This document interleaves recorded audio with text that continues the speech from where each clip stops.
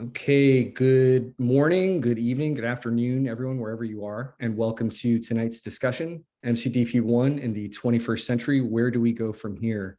I'm Damian O'Connell, your moderator. This evening's event is hosted by the Warfighting Society, a network of communities of practice dedicated to military reform and after-hours professional military education. If you are a U.S. or allied service member and want to start a chapter at your command, send us an email at the warfightingsociety@gmail.com. That's the warfightingsociety@gmail.com. You can also find us online at themaneuvers.org, as well as on Facebook, Twitter, and Instagram. Just type in the Warfighting Society in your search bar, and you should see us. So for many U.S. Marines, MCDP-1 warfighting helps define what makes the Marine Corps unique, not just from its sister services, but from all other military organizations in the world. It offers a philosophy, a way of understanding and thriving in conflict. But to other Marines, warfighting comes fraught with problems, conceptual and otherwise, and sorely needs revision, if not complete overhaul or even abandonment. Tonight, 5 distinguished panelists join us to discuss MCDP-1 in the 21st century and the way ahead for Marine Corps doctrine. The usual disclaimers apply to our panelists tonight. Their views are their own and do not reflect those of the U.S. Marine Corps or Department of Defense. The panelists will have about an hour to present and discuss their views. After that, we'll open things up to audience questions. I ask the audience to type their questions in the chat box, and I'll ask the questions in the order entered once we get to the Q&A. Alternatively, you can use your Zoom hand raise function, and I'll call on you to share your question. Just please keep your question asking brief. If you are not talking, please mute your mic. And if you have a mic like that, I'll mute you. Tonight's event is being recorded. We will post it on the Warfighting Society's YouTube channel later in the week, and I'll share the link on our social media pages. Now, to introduce our panelists. Captain Aaron Barlow is a combat engineer officer, a graduate of the Naval Postgraduate School. He holds a master's in operations research and currently serves at Marine Corps Combat Development Command Operations Analysis Directorate. Major Christopher Denzel is an intelligence officer, a graduate of the Army School of Advanced Military Studies. He serves as a planner with 3 Marine Expeditionary Force. Major Brian Strom is the officer in charge of Marine Air Group 24's S2 section. Lieutenant Colonel John Meixer is the commanding officer of 1st Battalion, 7th Marines. A graduate of the U.S. Naval Academy, he has served with 2-7, the Basic School, 3-6, 2-9, RS Harrisburg, and 3 Marine Expeditionary Force. He has attended Expeditionary Warfare School and Command and Staff College. Lieutenant Colonel Tad Drake is the Marine Corps' 2022-2023 Fellow at the MIT Security Studies Program, an infantry and reconnaissance officer and operational planner. He has served in numerous command and staff assignments, including 3 combat deployments to Iraq and Afghanistan and multiple other overseas tours. A graduate of the Naval Academy, he holds a master's of operational studies from the Marine Corps School of Advanced Warfighting. Finally, John Schmitt is the author of MCDP-1 Warfighting, MCDP-1-2 Campaigning, MCDP-6 Command and Control, and other Marine Corps doctrinal publications. So I'd like to start by asking each of the MCDP-1 critics to share their objections in 2 to 3 minutes. We'll start with Captain Barlow, then continue to Major Strom, Major Denzel, Lieutenant Colonel Meixer, and finish with Lieutenant Colonel Drake. And then John Schmitt will respond to these to the objections and criticisms, and we should be off to the races. I will aim to interject follow-on questions throughout the conversation. So Captain Barlow, if you're ready, over to you. Yep. Thanks, Damian. Thanks for putting this on. You made one mistake, though, when you referred to me as a distinguished guest. I'm just a guest. So, thanks for putting this together. Also, and I wanted to say, when it started off, I don't know who put the list of panelists together for this, but whether it's directly or indirectly, I definitely owe a thanks to Mr. Schmidt too, who, when I had responded to some of the things that he put out there in writing in the last couple of years, I responded in writing, in my own writing. And while didn't necessarily agree with everything that I put out, reached out to me and was very encouraging and just happy that I was interacting and putting thoughts out there. So that was pretty rewarding for me, and kind of part of what put me on the path to write about this more than once. How I came to kind of have views that would maybe call me a skeptic or a critic, if that's what it was. I'd say it started in PME in an EWS seminar. We were studying the 2003 invasion of Iraq as a case study in maneuver warfare. So we went through it all, the stories, and really raise it up as this high level of example of maneuver warfare in action and the goodness that it can bring. And then sort of as we were wrapping up the seminar, we're done, you raise your hand, and this is like circa 2018. And you're like, well, if it went so great, what went wrong, right? Should we have changed anything? This is just like a group of captains in an online seminar, just trying to get PME done. So I wouldn't necessarily put too much credit to the answer we came up with. But the answer we came up with was like, no, it was maneuver warfare. It was in MCDP 1. Like, we would absolutely not do anything different, because that would be not what Marines do. Right. So that's when I sort of had this, like, I was very deeply unsatisfied with that answer. So I started to have these ideas, like to look into it a little bit more. And that's when I came up with the basic problems that I framed. I think most of the things that I've written that are critical around these points is that we have a really hard time objectively looking at ourselves as a Marine Corps. And part of that is because we always do it through the lens of maneuver warfare and MCDP 1. And it's sort of, we can't be honest with ourselves. We believe a little bit too much in our own bullshit, I think. So we have a problem as far as being reflective in that manner. And then also, even if you can tout the successes of maneuver warfare in these tactical and operational settings, specifically when you talk about the idea of systematically disrupting an enemy, it does not necessarily translate to the political or strategic objectives that you would like to achieve in a campaign. So, case in point, systematic disruption was what we went for in the 2003 invasion of Iraq, and it definitely did not lead to a sustainable political outcome or anything like that. So that's sort of the genesis of where my criticisms were. Look forward to hearing from the rest of the group.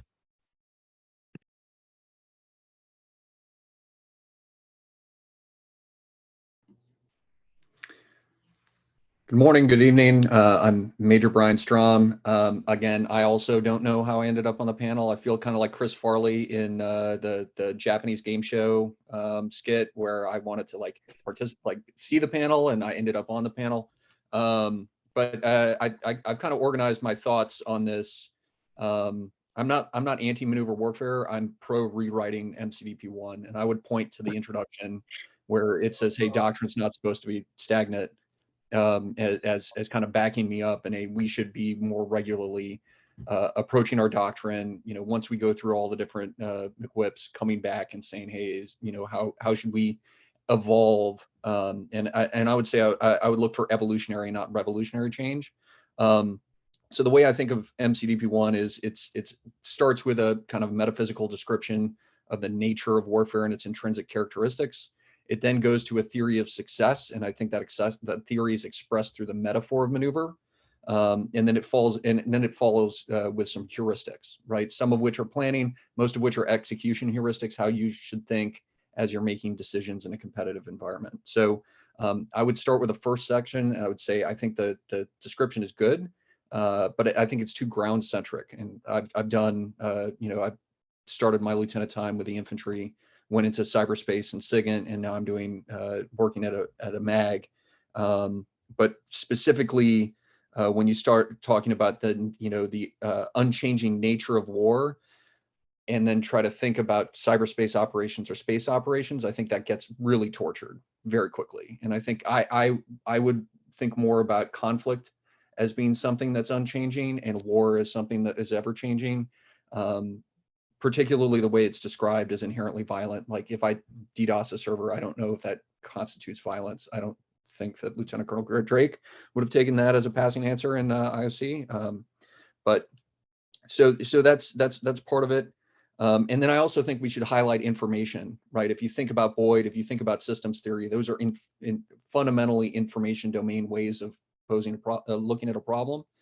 And having gone through and just published our information doctrine, going back and trying to incorporate that into that metaphysical description, I think it's time we do that.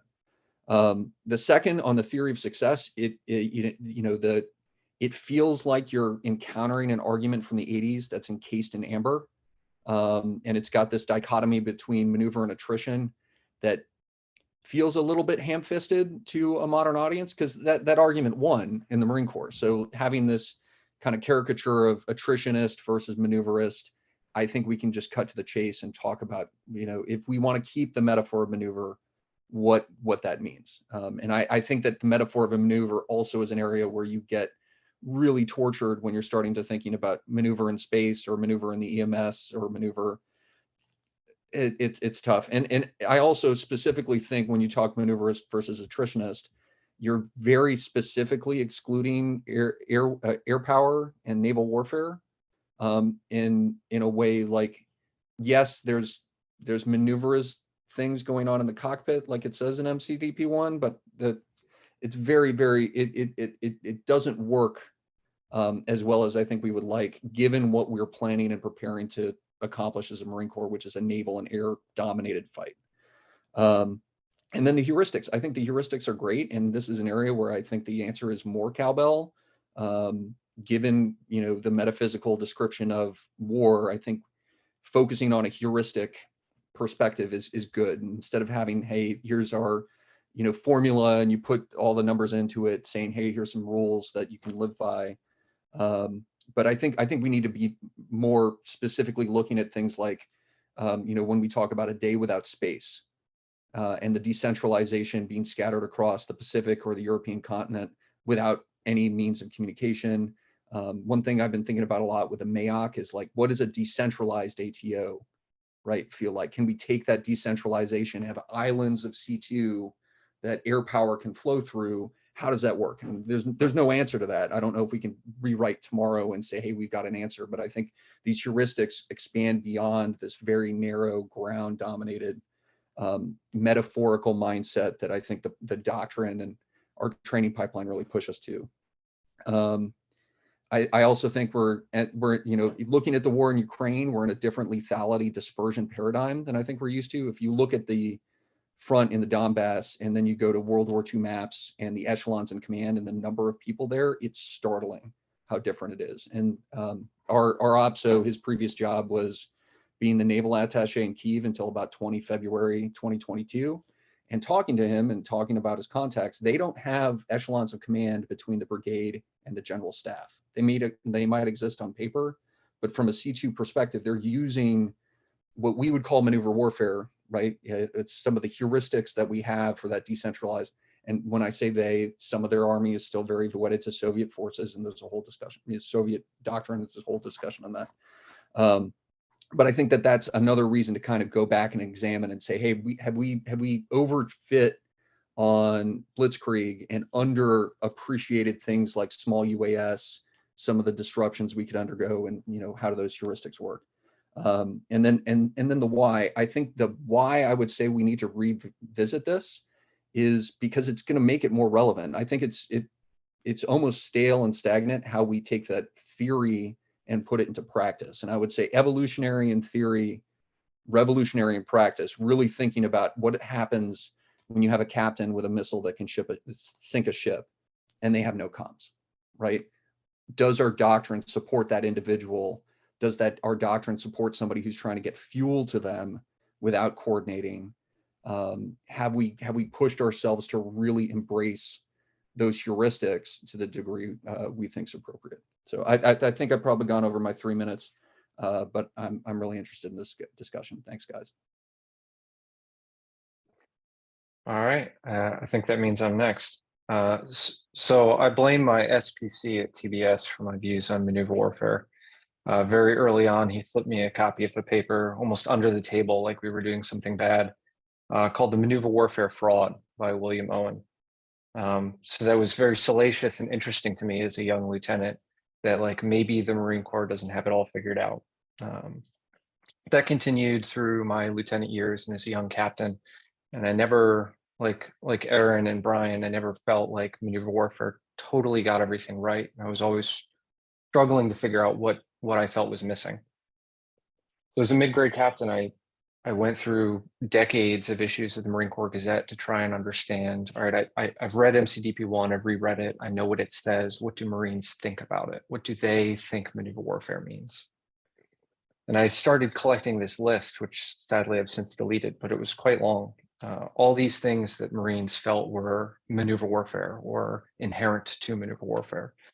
And I saw things like decentralized control, a focus on PME, decentralized PME, centralized PME, combined arms, horns of a dilemma, all these things that started to, when I compiled the list, they really just look like a grab bag of good things.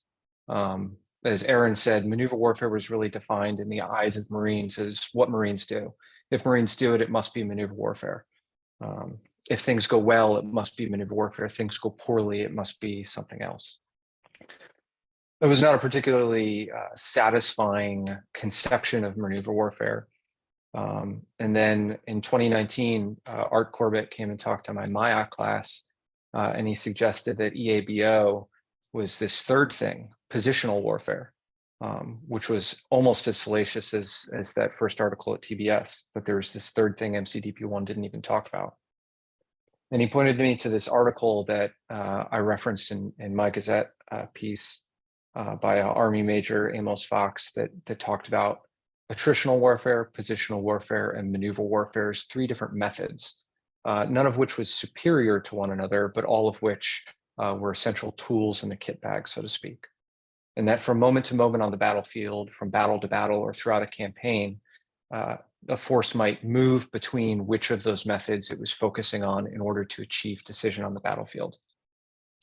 This really seized me, and I tried to understand it a little bit more and grappled with it in writing my article and came to the definitions I used, which was essentially, this is the formula Intel guys are taught at Intel school. An enemy's threat, their ability to accomplish their mission, is a product of their capacity, their capability, and their intent. And then if you can bring any one of those things to zero, it's a multiplication problem. The threat becomes zero. Great Britain has a lot of military capacity and capability, but they're not a threat to us because they have no intent to attack us. They're our ally. So I started mashing these ideas together that perhaps attrition warfare was an attempt to go against capacity. Positional warfare was an attempt to mitigate the enemy's capability to fight.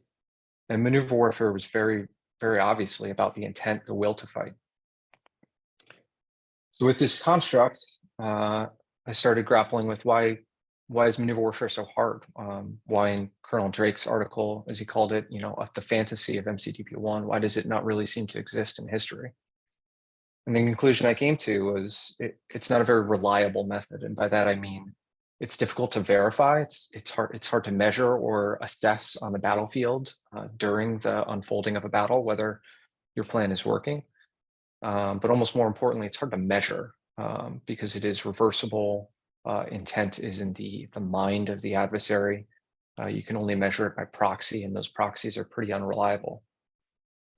So in the end, you have what is on paper a co-equal form of warfare, but one that seems less reliable, less measurable, less accessible, certainly less plannable and less trainable than the other forms.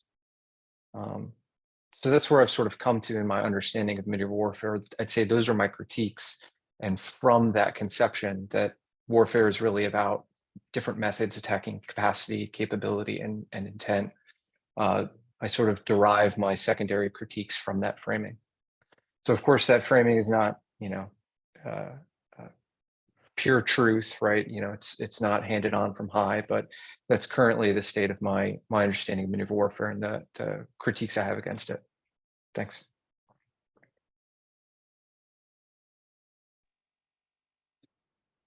Well, I guess makes me be next, and I'd like everybody else think I stumbled backwards into being on this panel, and a lot of my critiques have already been addressed, and I'd just start out with MCDP 1 definitely started my journey. Reading it started my journey of embracing what I think it means to be a professional Marine officer, and continues to be a source of inspiration.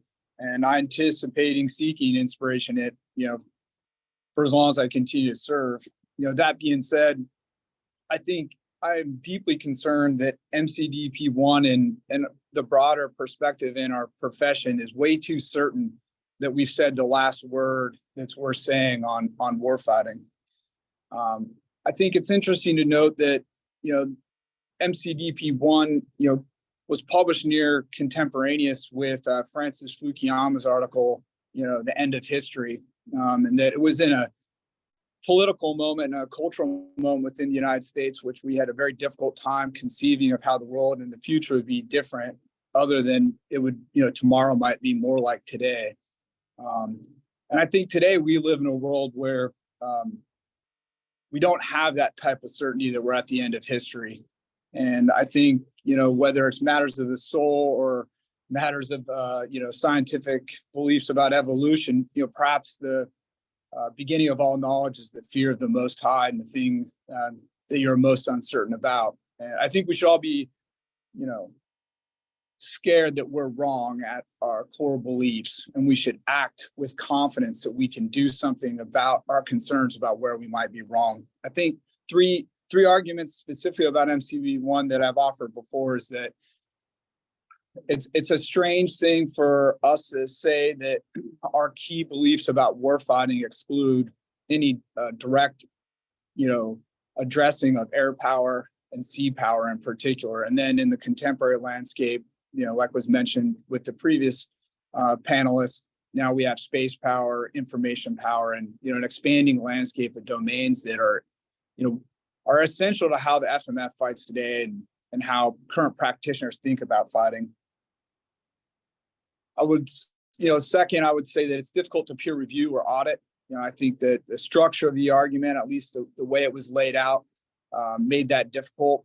And then I think it's unnecessarily laced with a virtue-vice dichotomy that makes the debate surrounding MCDP 1 often devolve to a debate about whose method is more virtuous. And I think that creates a difficulty just on a personal level when by being wrong, you're also full of vice, and also when being right has the trophy of being most virtuous. I think it's difficult for people to have honest debates with each other that, especially when it involves people of different rank. I think the last, 2 points I would offer is that I don't really think it's extremely necessary to write MCDP 1. I think you could have an Old Testament and a New Testament, coexist simultaneously, and that one can inform the other. And I worry that there's so much right about MCDP 1, I think we should be very careful not to throw the baby out the bathwater, but we should recognize its shortcomings, and we shouldn't, as a profession, look at it as if it's the final word on warfighting.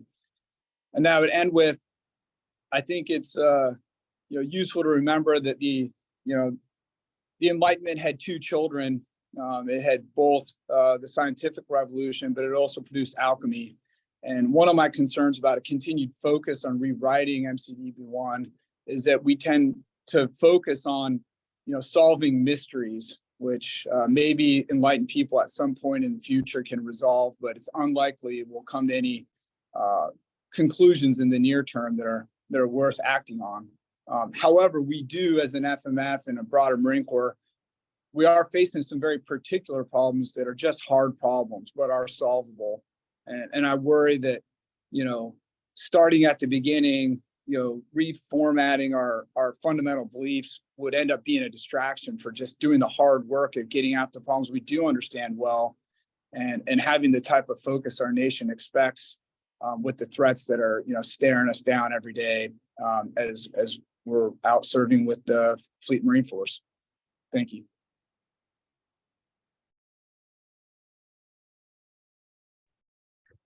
Okay, good evening, everyone. I think I'm batting cleanup here for the quote unquote critics, so I'll try to go quickly. I guess I'm on the side of the critics on this for this panel, but I'll mention that I'm a critic out of love, like most of the other panels. I suspect all the panelists poke and prod at MCDP1 mostly because they want to make it better and they want to make sure the Marine Corps is better. So I just note that. I wrote the Fantasy of MCDP1 article about 4 years ago, almost exactly 4 years ago now. And I think that was kind of on the leading edge of some of the other critics that I see on the screen here. But I'll just note that because 4 years is kind of a lifetime in the Marine Corps and the military in general. So, a lot's happened since then.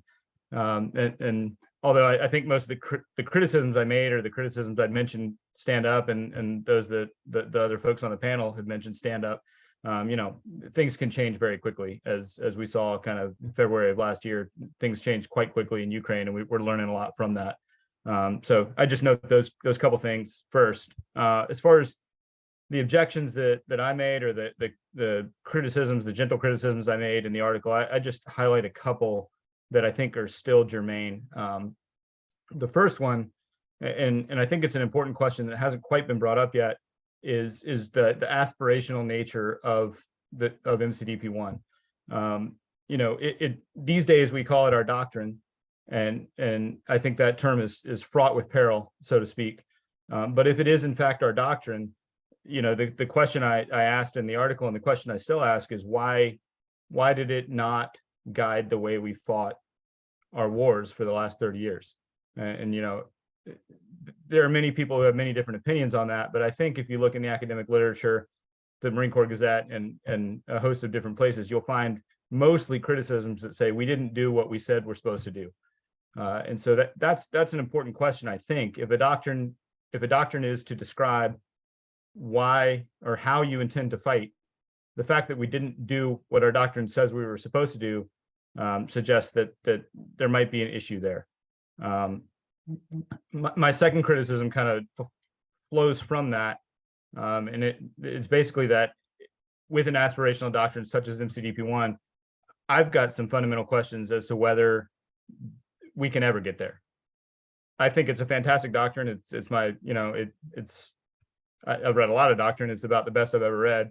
It's fantastically written. It's incredibly convincing.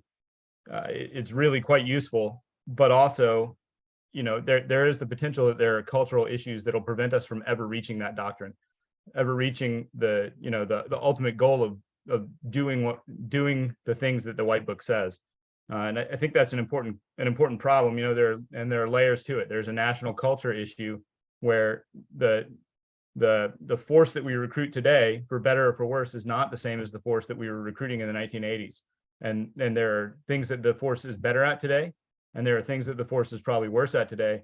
If the doctrine is well suited for individuals joining in the 1980s, it may not be well suited for individuals who are joining in the 2020s or 2030s.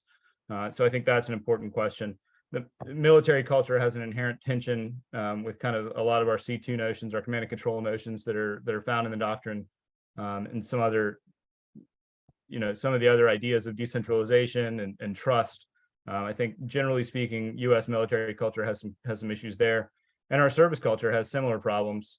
Where we find the pinnacle of what it is to be a Marine on the drill field, for example, where instant and willing obedience to orders, where you're told exactly what to do all the time and everywhere, is exactly what we idolize, and yet the doctrine says that's the opposite of what we actually think we want. So I think there are many concerns with all of that.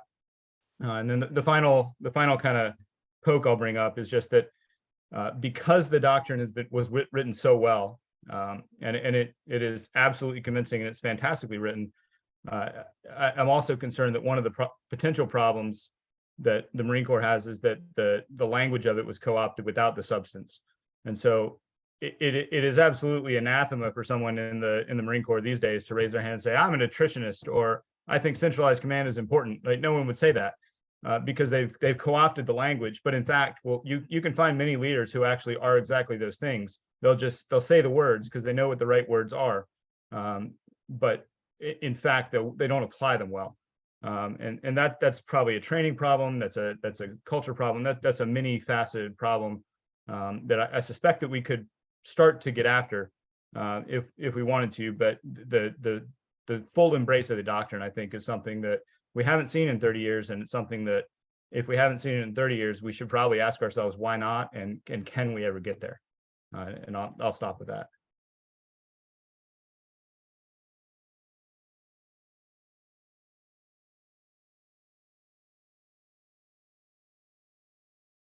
I think I'm supposed to respond to all this, right, Damien? So let me start by saying, if anybody thinks I'm going to defend MCDP 1 in its current version to the death, they're going to be disappointed, because I'm not. One of the reasons I started the maneuvers papers a couple years ago was because I thought the Marine Corps needed to be having a conversation about our doctrine and the utility of it, and whether it needed to be updated or abandoned altogether, and we weren't. And so I think this, I'm really thankful to all the other panel members, because I think this is a really, really important thing that we're doing here. And it's very clear from listening to all the comments that all the comments are made with the very best intentions, because they want to make the Marine Corps better, and they want to make our doctrine better, and maybe they want to make maneuver warfare or MCDP 1 better. And so that's great. We need to be doing more of that. I will say, personally, I have always been, maybe shocked is a little too strong a word, surprised by the way MCDP 1 has come to be treated over the decades. It's been almost 35 years now. And this sort of position of sacred scripture that it's taken on, I think that has taken me completely by surprise, and it's wrong. I think we ought to be talking about our doctrine and debating our doctrine like everybody on the panel has been doing here. It's essential for the organization to stay dynamic and to adapt to a changing world. It's really, really important that we do that. And so it surprises me. And one of the reasons it surprises me is because people seem to be under this misconception that it was sort of this master professor with his vast knowledge, trying to figure out how much of that vast knowledge his ignorant students would be able to absorb, right, in presenting this information. And when the truth was more like the substitute teacher who's trying to stay one lesson plan ahead of the class. I mean, I know what it was like to try to produce that. It shocks me that people sort of hide it or hold it in the position that they do. So we should be very definitely being critical of this. It's the other thing it's important to recognize is that MCDP 1 and the maneuver warfare movement in general occurred at a particular point in history in response to a particular set of circumstances. It was a response to the dysfunction of the Vietnam War experience, and the Marine Corps was going through this period of introspection and was asking itself, how do we fix things? And so it was a response to that. And a lot has happened since that book was published in 1989. And it's a kind of a quirk of history that this book, which clearly is a product of the Cold War paradigm, was being published just as the Cold War was ending and we were entering a new era. And I think it says something for the Marine Corps that we have been able to apply that doctrine to this brave new world of all these different kinds of situations, which were never envisioned by the book. Right. Because it really was, I was a product of the Cold War. I thought I was writing timeless stuff. I was trying to write timeless stuff because I didn't even realize I was sort of a prisoner of that paradigm and didn't even know it. But looking back 30 years later, I realized I was, and I realized how that book really is a historical artifact. Now, I'm not saying that it has no utility, but it was written at a particular time and place. We were not worried about naval campaigns. If we were going to fight anywhere, we thought we were going to be fighting in Central Europe. We were worried about fighting next to the Army. We were asking ourselves, do we need to become a mechanized force? Maneuver warfare very clearly was a land combat doctrine. That's where all of its roots came from. So you're absolutely right that there's little mention of the Navy or naval warfare in there because it wasn't on the radar at the time for the Marine Corps. Nobody has mentioned that there's no mention of jointness in the doctrine. There's no mention of jointness anywhere in the book. But again, jointness then is not jointness now. Jointness now is this very tightly and intimately integrated to the point of interdependent kind of thing, right? Back then, jointness was more like just let's deconflict the services so they can all do their own thing. So it made sense back then to talk about Marine Corps maneuver warfare doctrine in isolation, absent consideration of the other services, because it wasn't really a big deal. So there are a lot of those kinds of things that influence the book that make it a sort of reflect a particular time in a particular place, and we've moved on since then. A lot has happened, so I think it'd be great that to consider how we update it. And let me also say this: I mean, maneuver warfare theory has advanced. It's clear from listening to all the other panelists and from reading their articles and whatnot that the thinking on the subject has gone much further than the book did. Because the book was written at a time and place, and then it was frozen. And thinking has gone a lot past then. And I think it was Chris who said maneuver warfare or MCDP1 is not the alpha and the omega. It's just sort of the starting point, and you need to go much beyond that. I think that's absolutely true. Because our thinking has advanced since then. And a lot of the ideas that I read in the articles that we've heard here, and that I think we're going to talk about, I hope we're going to talk about defeat mechanisms. I hope we're going to talk about mission tactics, and so on. Those are really, really important subjects. We've heard a lot more sophisticated ideas. One of the key considerations back then was how much do we provide, how much do we put into a book that's supposed to be accessible to a lot of Marines, right? I mean, so the book's been criticized for a sort of a simplistic description of tempo and time. Yes, the book's been criticized for having a simplistic depiction of the OODA loop. Yes.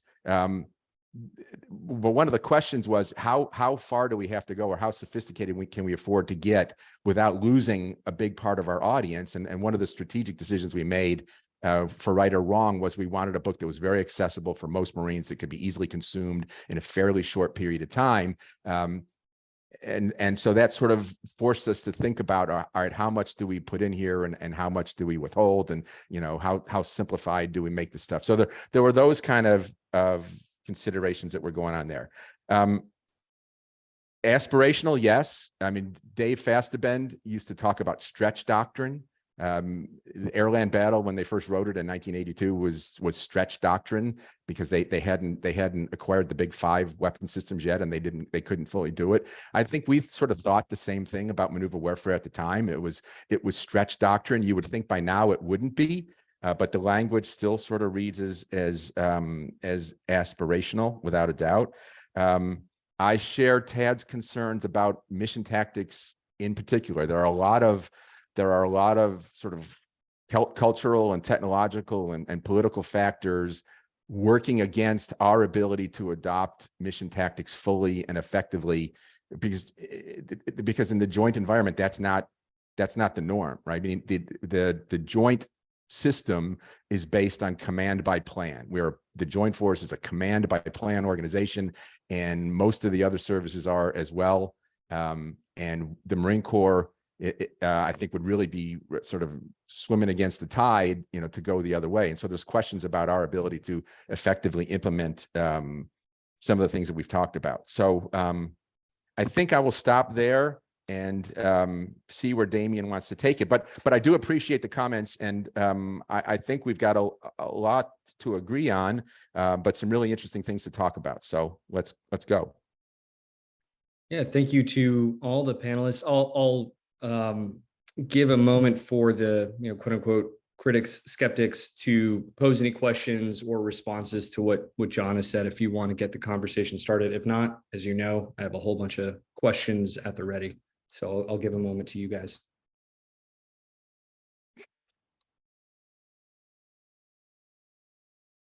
I think it's safe to say, on behalf of all the critics, that I think we all agree that MCDP1 is probably the absolute best thing that could have been published at the time.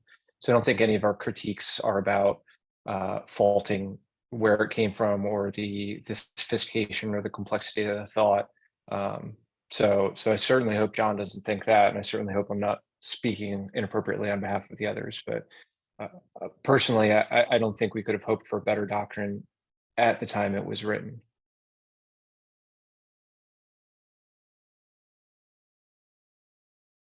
Aaron, did you have your hand up?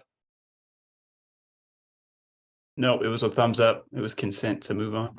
Got it. So something that's already come up, and I've seen this in readings and discussions with respect to maneuver warfare, is how, and MCDP 1, how it's taken on this dogmatic character and how it's become almost high religion. And I'm curious to hear specifically from those, still in uniform, why do you think this is the case? Why has this happened? Why did it go from, John Boyd, I think, telling John Schmitt, great that FMFM1, the original warfighting is written. We've got to start revising it. To MCDP 1, General Krulak saying, yes, we need to continue to have conversations, debates, and not let doctrine stagnate, to having this conversation where we're concerned and raising objections to the seemingly dogmatic nature of MCDP 1. So I'd like to hear from you guys on that. Before we do, Damian, let me say that process started almost immediately, even before the revision. It didn't start with, Boyd's comments and then my revision, and then it sort of started to solidify. That the process started well before that, almost with publication. Thank you. Yeah.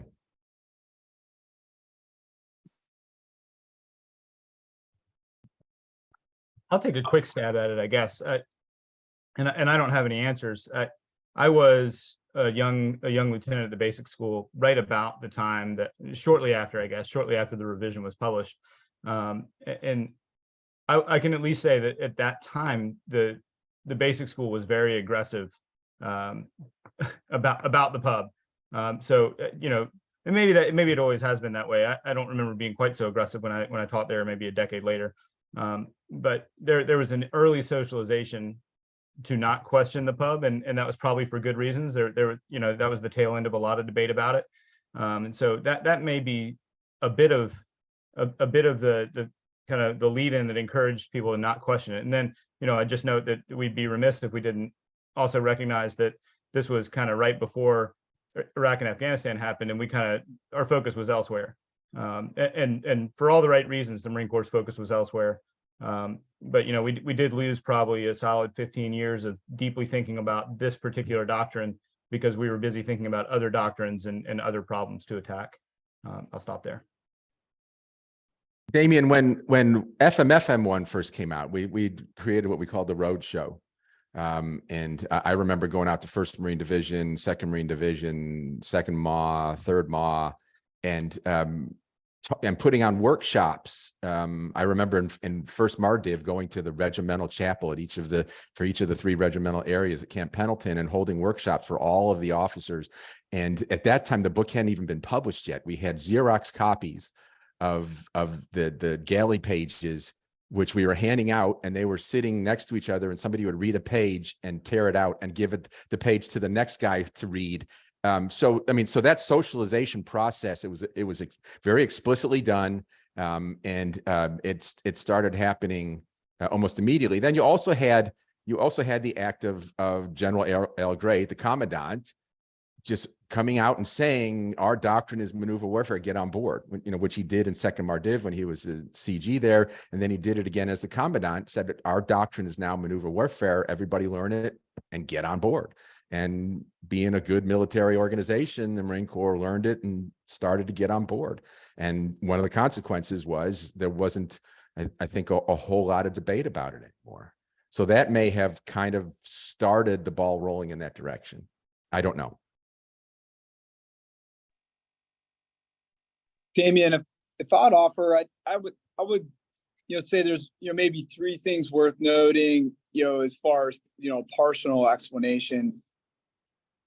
The first thing I would offer is that our doctrine is full of physics metaphors, but I think our use of physics metaphors, overreach, because one thing that physics has, been outside the grasp of physics is some sort of unified field theory. So if you're trying to explain subatomic particles, you use a very different theory of physics. If you're trying to explain the, path of a cannonball, then, maybe it's merely Newtonian physics. And so MCDP 1 with complexity theory and the Heisenberg uncertainty principle that Boyd talks about, that all was a very useful explanation of how the Waffen-SS or, some mechanized formation fought, but, was not that well of an explanation of how, distributed maritime operations would take place, or, how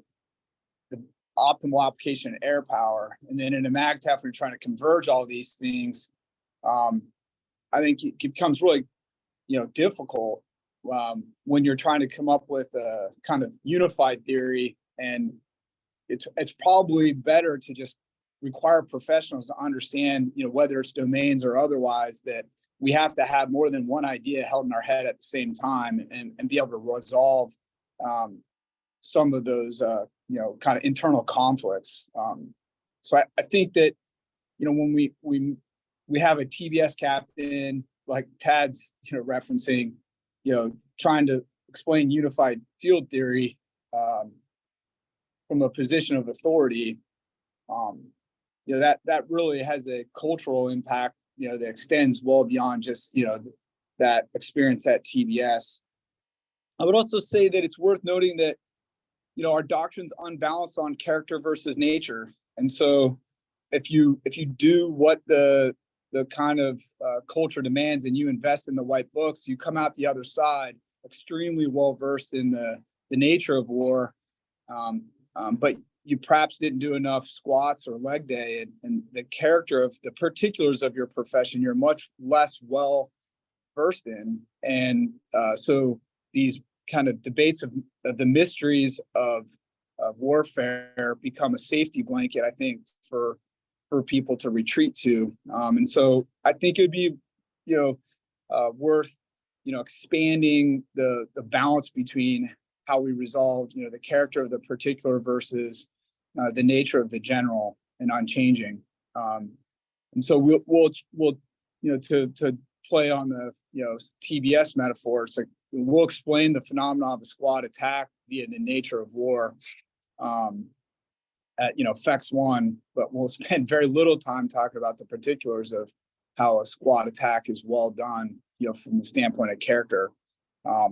Like, it's very uncommon for a lieutenant to get critiqued when he describes the effects of terrain on his squad attack, when he merely copies and pastes that it's Quantico-like terrain with deciduous forest with carnivorous representation, that doesn't know anything, he or she doesn't know anything what that means or how it affects the squad attack, but it gets ignored. But we'll spend, the majority of the debrief talking about centers of gravity and critical vulnerabilities in a very abstract sense. And then the final thing, I think, Boyd in particular put the moral level of war at the top of his hierarchy.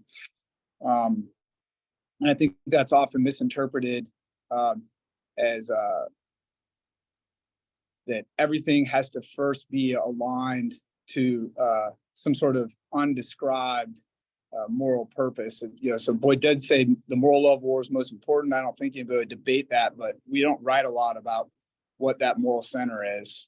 So it allows people to fill in that space. So those are the three things I would offer. I appreciate that, sir. And Brian, I'll get you next, and then Tyler. But I just wanted to ask John, if you, John Schmitt, if you would, could you comment on the assertion that warfighting is imbalanced with respect to character versus nature of war? I think it's right. I mean, chapter 1 is the nature of war. There's no chapter on the character of war. As John was talking, I'm asking myself, why did I go there? Why did I think because I was going for timeless, I was going for enduring. because I was steeped in Clausewitz and Sun Tzu, who weren't talking about the character of war in any way that we, would understand it. So yeah, I think it's a fair comment, but I can't offer a better answer than that as to why it turned out that way. I will also say, I think one of the criticisms that I read that was not mentioned in any of the intros was the criticism that there's no how-to, that this is not really truly doctrine, it's philosophy, and that when we think of doctrine, typically we think of how-to. My expectation 30 years ago was that there would be a bunch of tactical, technical, procedural manuals that would flow from the doctrinal manuals that would lay out these things in more specific detail and would apply maneuver warfare to the more specific conditions of the character of war. But that never happened, obviously. But the criticism's fair. Yeah, and I don't think there's any question. Got it. Thank you, John. Brian, over to you, and then we'll get to Tyler. I've always been frustrated by this, the kind of mantra that war has unchanging nature and ever-changing character that we got hammered with at EWS, because I think it's a thought-stopping, and that's not, again, one of the things that I think is really interesting is, I reread MCDP 1. I've done that pretty much at every stage of my career because it's a different book every time you come back to it. Can't put your feet in the same stream twice. And it's a great book because of that. And there's a lot of things, there's a lot of kind of phrases that we attach to maneuver warfare that might not necessarily be in the book or have the same importance of it. But I look at that, war has an unchanging nature as a thought-stopping technique. And it's a way that we can get out of thinking critically by saying, oh, I study the unchanging nature of war, right? And I can have an appeal to authority fallacy where I say, oh, because of the unchanging nature of warfare, we shouldn't, as I've read, we shouldn't adopt force design, for example, right? These are and I would say, Clausewitz doesn't escape that. War is an extension of policy by other means is a thought-stopping phrase, right? It's like a cult would say, the only way out is through, and that way you don't listen to a critic. Sometimes war is the policy, right? Sometimes winning in Afghanistan becomes the political aim of the US government, and there's it's completely, it's almost a veriform appendix of why we got there in the first place, right? So I think that that's something I've always had a problem with, and I think it's interesting to start thinking about these things in terms of, when you say religious document, when I think back to instructors at EWS holding, this is your little white quote book, this is your Quran, this is your Dianetics, the modern science of mental health, right? This is your thing. I think a lot about, like, it's supposed to be a lens. It's supposed to open your eyes. It's not supposed to be I refer to the white book and I'm done thing. And that's not a critique of the book. I think that's a critique of the, in theory, it's a critique of the book in practice, if that makes sense. Definitely. Thank you, Brian. Tyler. Yeah, well, before we move off of that, let me just say, I think there's actually a third tier here, right? So there's this unchanging nature, and it's non-controversial to say that the essential nature of war doesn't change. And then there's the face of war, which is always changing. And again, I think it's non-controversial to say that war is always changing at that level. But there's this intermediate level, which I call the character of war. It's sort of the systemic level of war, where technological, political, cultural forces all sort of combine to create the rules of the game as it exists at that time. And the true character of war at that level is something that changes only rarely and in response to very powerful forces. And one of the And that's where the important discussions have to take place. And I think that's where, since it's been hinted at, that's where the discussion should be taking place today. Has the character of war really changed? Because yes, the face of war is changing all the time and the nature's not, and we can talk past each other if those are the only levels we talk about. But if we start talking about the true character of war, is that fundamentally changing right now? I think we can have some meaningful discussions, and we're not. So anyway, I agree with Brian. I just wanted to throw that out there, that I think it's actually even a little more complicated than that. And we ought to be talking about some different things than we're talking about a lot of the time. Sorry, you wanted to move on. No, no problem at all. Tyler, what do you got? Well, actually, I kind of not move on, kind of stay on the topic a little bit. As I'm sitting here at WTI, I'm obviously coming to this conversation from the perspective of an aviation maintenance officer, so tons of credibility. But my question to the panelists are, do you think we're educating our Marines on other doctrines or other ways of thinking about war enough to even reach the level where we could be talking about how to improve MCDP 1? And my perspective on this comes as an MOI, being responsible for the evolution of warfare curriculum for all the NROTC units. First time I told an MOI conference that, hey, we're pulling MCDP 1 out of the evolution of warfare course. It doesn't belong there. It belongs in our maneuver warfare course. I'm not going to teach some battle from ancient Greece from the perspective of MCDP 1 because that wasn't what they were applying then. I'm not going to teach, some battle from the Mongolian Empire from the perspective of MCDP 1 because that wasn't their doctrine they're applying. We're going to look at warfare over time from the perspective of their doctrines, so that then next semester, when we teach fundamentals of maneuver warfare and we pull out our book and say this is what we do, they come with a more like global perspective, both literal and figurative when I'm saying that. And there were some 0302s in the room that I think if they could have reached me, because we were doing it virtually, like if they could have reached me physically, I probably wouldn't be alive here today. Due to that perspective. And I don't know from the ground side if you see it more than I do. Like if I mention MCDP 1 to a room of maintainers of aircraft, they will laugh at me. But like I don't know on the ground side, are we exposing Marines to other doctrine to the extent we should be? Ryan, go ahead.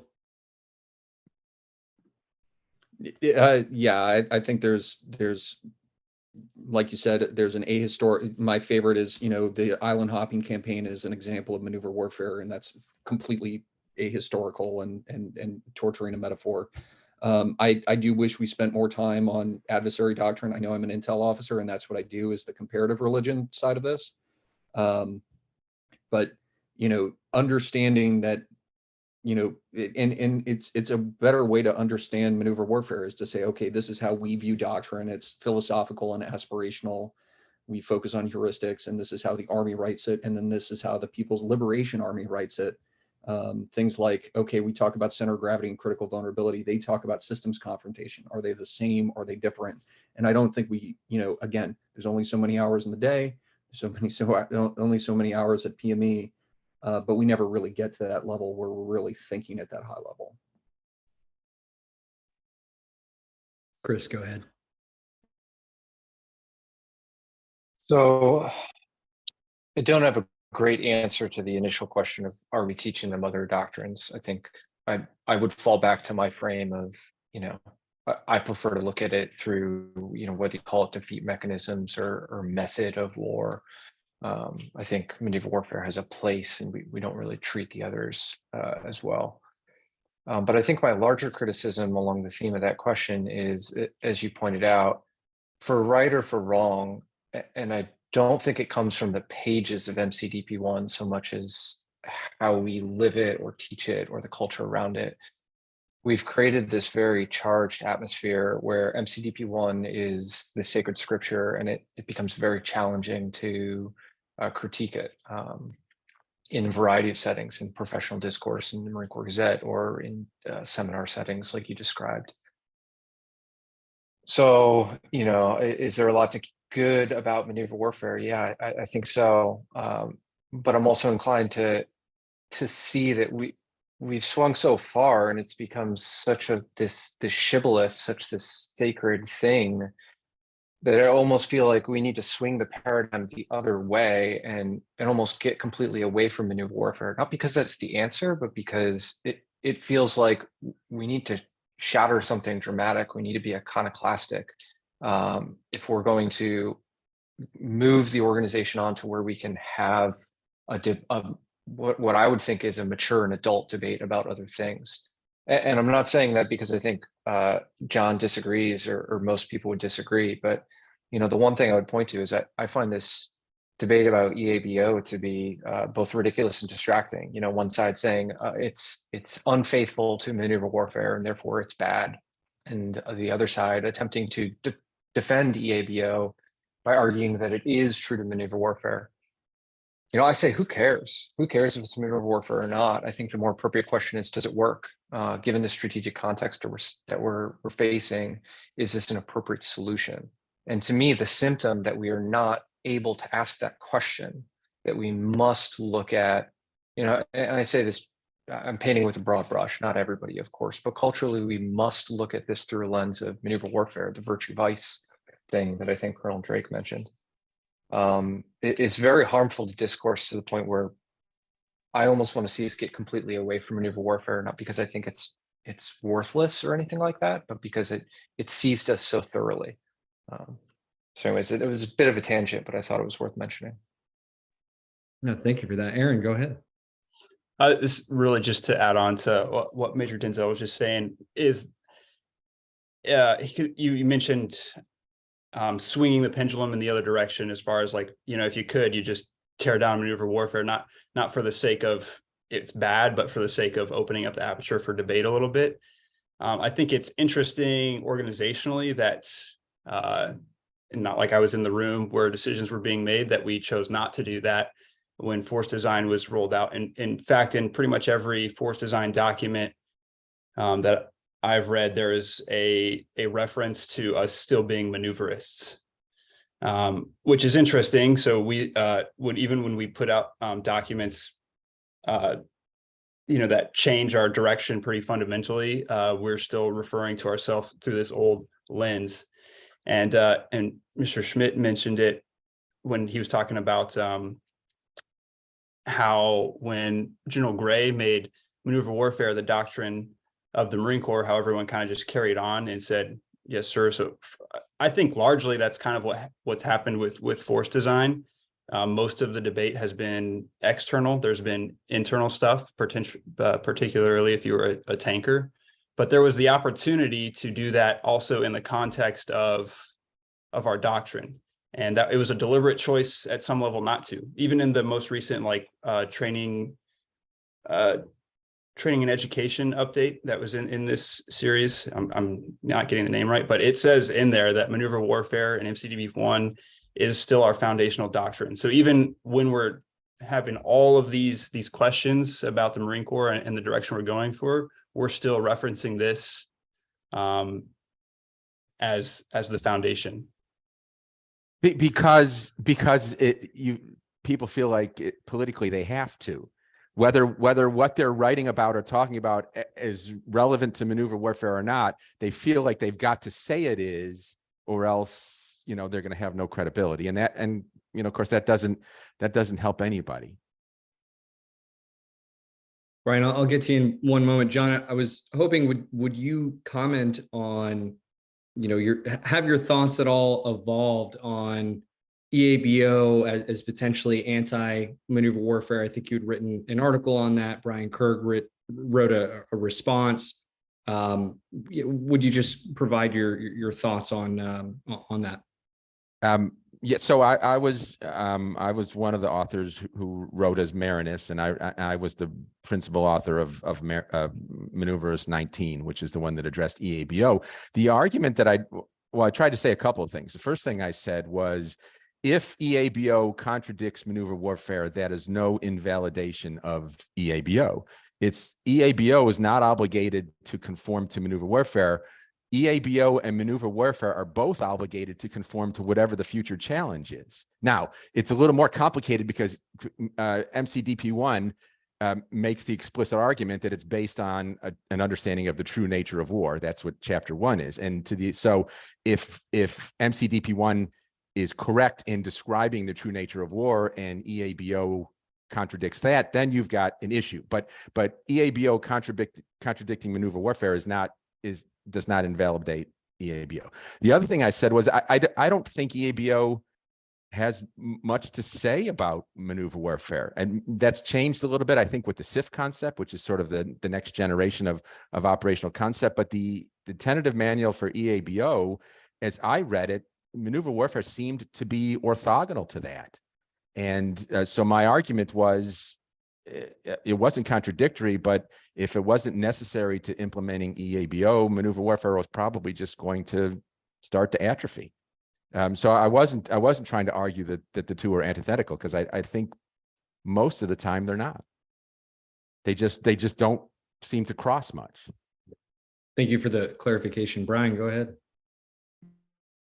So I kind of sat in on a discussion with the Intel side to force design, the people who did the threat informed part of that discussion, saying, hey, here's the threat as it exists. How do we reposition the Marine Corps in order to counter that? And I actually brought up Chris's article saying, hey, was force design or was MCDP1 a part of that discussion? And the answer was, it was an input. It was considered an input. It was read. It isn't a shibboleth that we're pointing at and saying, hey, we did this work, and oh, by the way, it's maneuverist. They started from a maneuverist perspective. I think Chris's bifurcation into positional versus maneuverist is interesting in that respect, because if you look at EABO, you have to get there, right? And that's my life. We've got MB-22s that are flying across the Pacific right now, trying to say, hey, how do we get there? And wherever there is, you got to maneuver to get positional, and that is, I think that's when you look at how maneuver warfare impacted EABO, you have to look at EABO as it exists more in practice now and how we're experimenting into it than say how it was defined in Future Force 2025, because Future Force 2025 had EABO in it. But that EABO was, I put a F-35 on a small South China Sea island, and you'll hear a lot of the compass points things are still arguing with that. Whereas this, we're talking about, the entire first island chain that stand in force and maneuvering within, having the space to conduct that maneuver, to use all the heuristics in MCDP1. You've got to get fuel to this missile. No one can know where that missile is. How are you going to do it? And no one's going to come down from high and say, here's the process by which you're going to do it, which I'm not going to talk to here. It is something that is going to be done using these heuristics. So I had the same questions that Chris did when the Commandant's planning guidance came out. I asked them to the people who knew, and they said no, it was in there. It was in the room. It was something they thought about. I think we're at a point now with the experimentation where we can say, how do we adapt more on the multi-domain, more on the joint side, to what John said, as opposed to, oh, it's orthogonal because you can't maneuver on an island. So I intend to ask a few more questions, and then we'll get to audience questions. I wanted to return to Lieutenant Colonel Drake, and sir, you had something in the chat. MCDP1 asserts that decentralization and mission tactics are critical. This is surely the case, but the question is, at what echelon do you decentralize? MEF, division, wing, platoon? John, would you respond to that? Sure. I think you decentralize to the extent you can at every echelon. And of course, it's not a binary thing where you're decentralized or you're centralized. There are different degrees of latitude that you can offer your subordinates based on the type of mission and the function that they're performing, and even the level of trust that you have in that subordinate. But I think it's, in theory, it's something that infuses the entire chain of command from top to bottom. And one of the challenges in implementing mission tactics is that it's kind of a fragile thing, in the sense that all it takes is one micromanager, one authoritarian micromanager at any echelon, and everybody below him has essentially got to become an authoritarian micromanager just to protect themselves. And so it's a hard thing to nurture and to keep alive from the top to the bottom. But in theory, the system works when you have it at all echelons. And Colonel Drake, a question specifically for you. You have a background as a planner, SAW graduate, you've worked in the joint world. Do you think maneuver warfare can exist in the joint world or joint operations or do Marines have to morph, shift, discard their maneuver warfare mindset concepts to operate within that joint force? I think in my experience, we managed to interface fairly well, but that was just one unique experience. I think you could also see a case where we might have to discard our doctrine wholesale.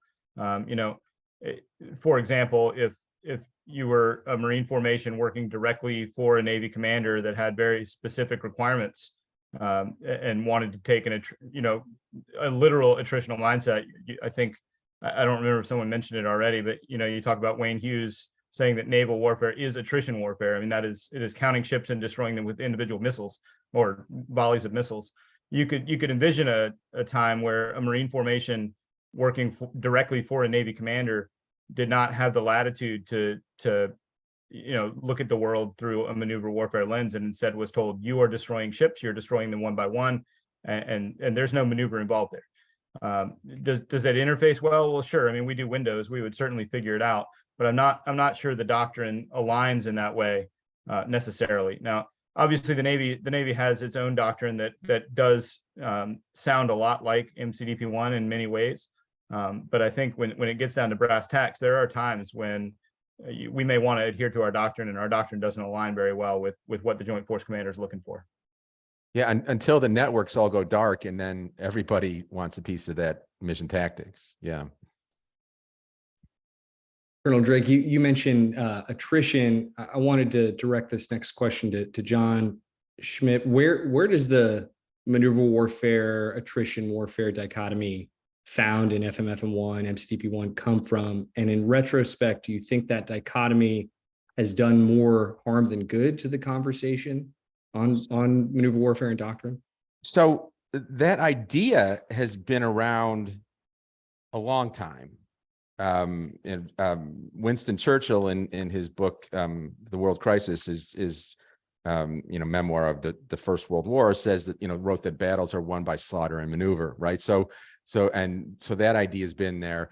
Sun Tzu said, the good commander ensures victory by the conditions he creates, and the poor commander asks victory from his troops, which is kind of thinking, the same sort of thinking. So that idea is there, and there's something to it with specific reference to the maneuver warfare movement and the choice of the terms maneuver warfare and attrition warfare. That dichotomy was in place and solidified in place long before I ever joined the debate. So I can't be sure. My sense is that was largely Bill Lind. That was sort of his construct, and he seemed to push it. He seemed to be talking about that more than just anybody else. I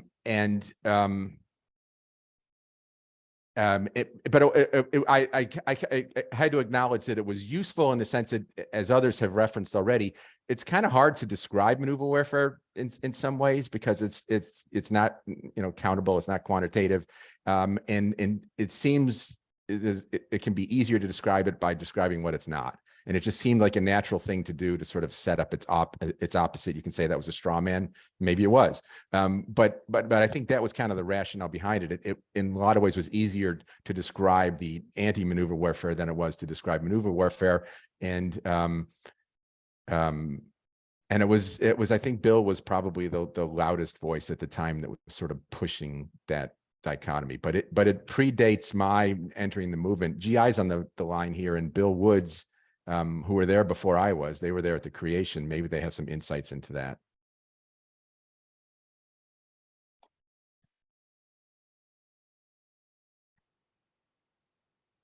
Or not. I think we drove them away. We're gonna shift to audience questions right here. And Harpreet, I'll get to you in one moment. I was gonna ask this question to the panelists. So this is from Will Strassel. I'm sorry if I got your name wrong. What sort of changes do you foresee happening to MCDP1 with the shift to Marine littoral regiments and the focus going back to, quote, our roots, unquote?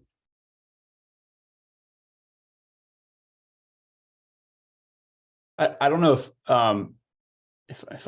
if there's going to be specific things, but I think just opening the aperture to talk more about some of the naval thinkers when you include it in the list of others. So just put Mahan on the reading list, put Corbett on the reading list, and make sure that people understand what Wayne Hughes was writing about. I think just starting there and seeing what makes its way into the doctrine would be my suggestion.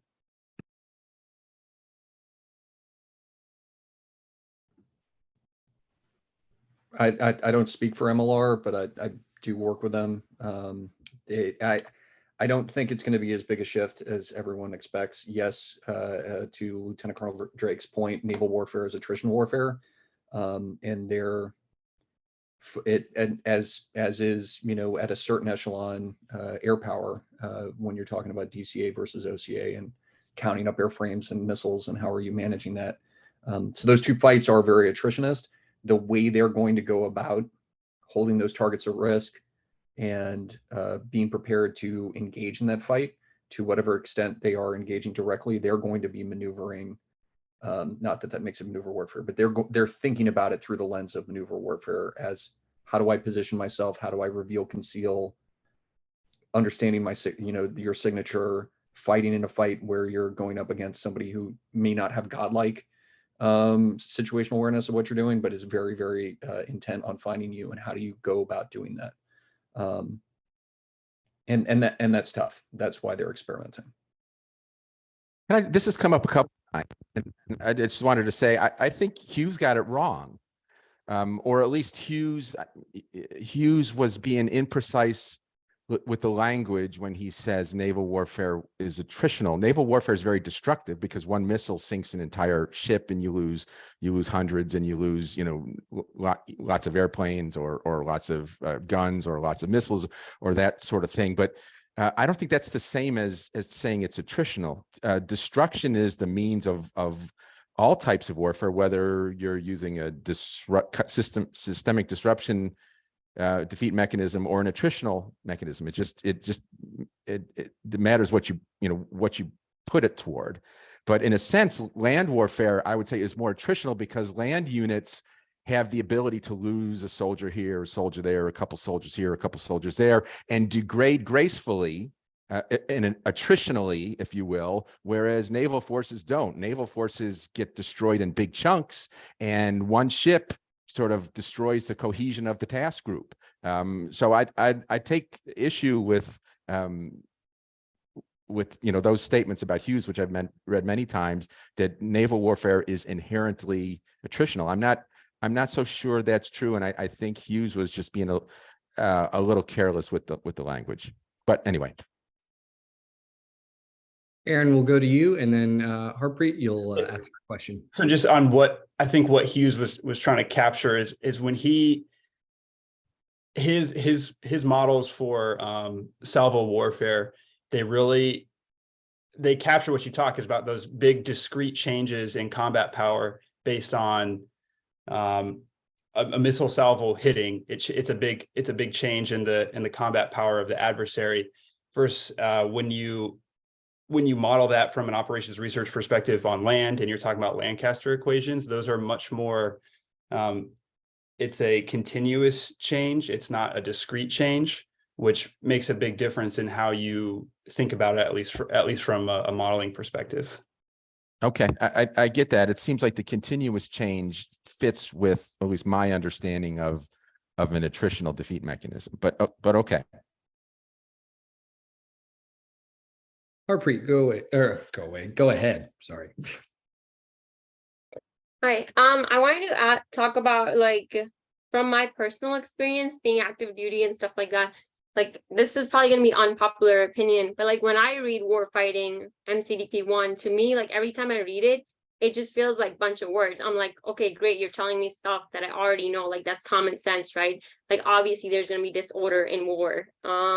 So, and then I'm like, okay, all right, cool, that's fine. I'll go on and read other publications that are published out there, right? Like logistics, for example. I'll go read logistics. And then I start reading that stuff. I'm like, okay, finally, it's getting a little bit more into details and tactics and stuff like that. But even then, when you like take that stuff and bring it into real world, like modern times, it doesn't necessarily apply because things have changed, right? Like you're obviously, yeah, like things have changed, just not going to apply as well. And then you're like, okay, cool. Maybe I'll actually learn something for real when I go to PME. But then you get to PME and you don't learn anything valuable. It's just a waste of time over and over, like resources, like or the publications that we have, the PME that we have. It just all feels like a waste of time and energy. Like, why don't we actually have, like, even just for a lot of MOSs too, whenever you, like, for example, 4790 for logistics, like a lot of it'll say like exact stuff. It's like do inspections every like twice a year or every 2 months or something like that.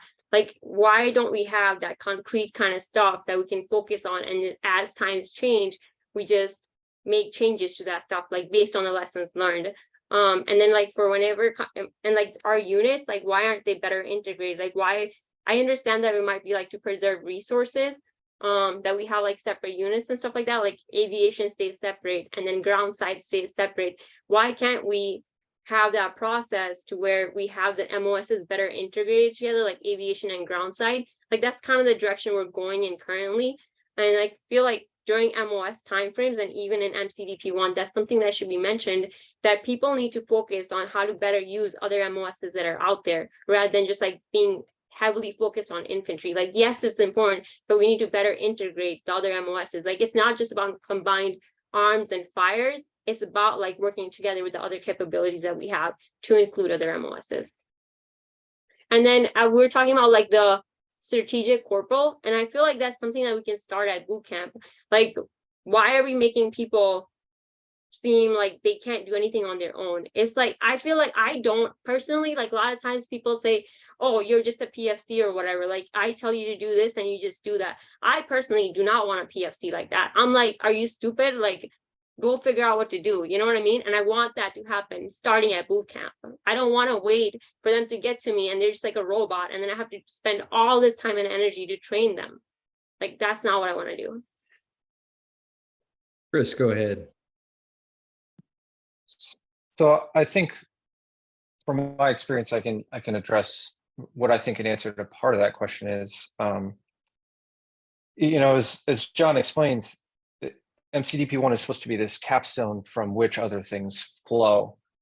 In my own experience in air intelligence, one of the challenges we ran into is that updating our curriculum, updating our training and readiness events and the way we conducted training in the fleet, one of the things that hindered that was the lack of an aviation intelligence doctrine.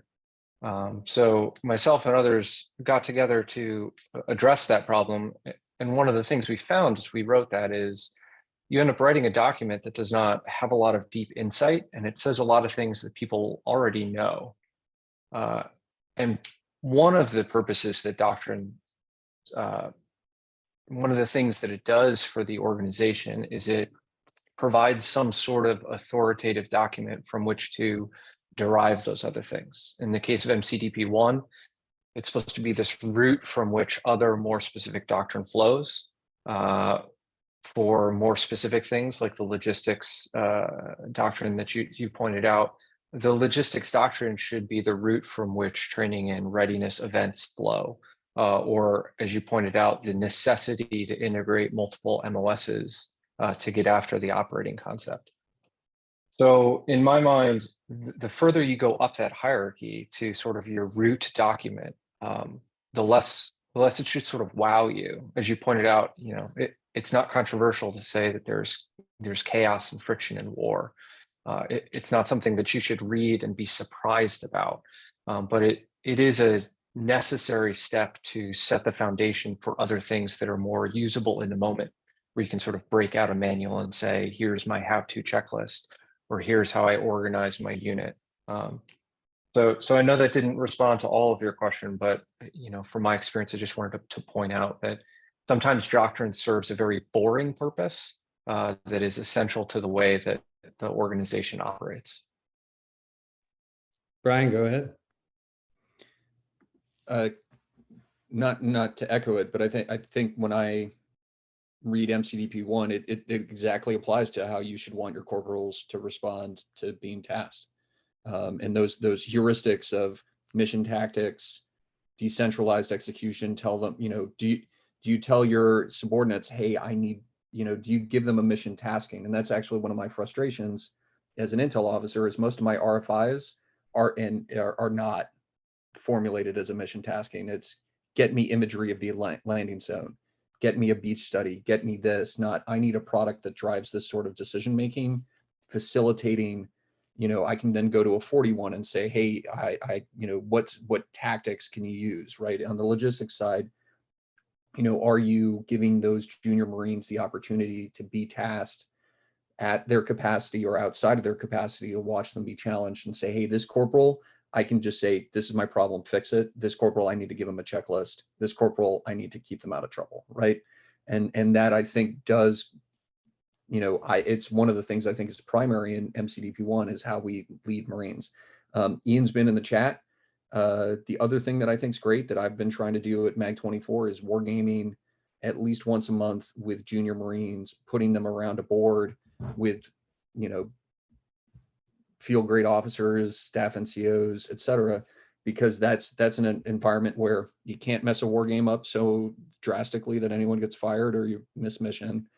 And the games respect no rank, right? The games have, you don't drop customs and courtesies, you don't do anything like that, but the game has talent and chance, and that's it. And putting your Marines in situations where you can see them make decisions, I think it's a a light switch on understanding who they are and how you can improve them and saying like this person, here's how they think about risk.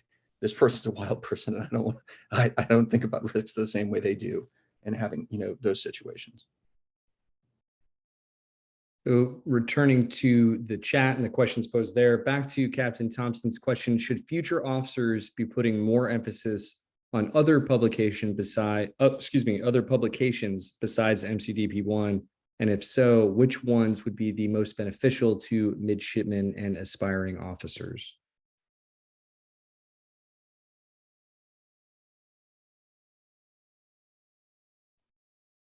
Colonel Meixner, go ahead.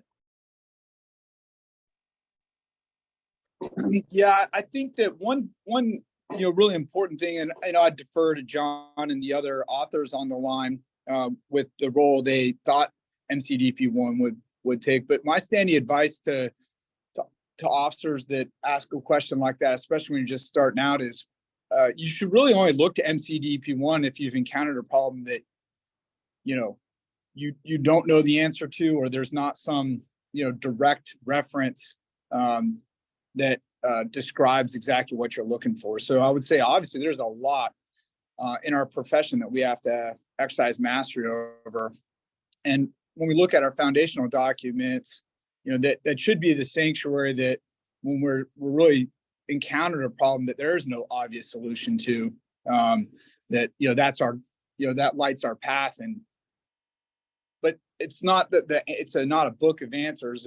It's a way of thinking and remaining optimistic that you can find the answer. Like, the people that came before you, had to deal with these profound challenges of uncertainty about what to do.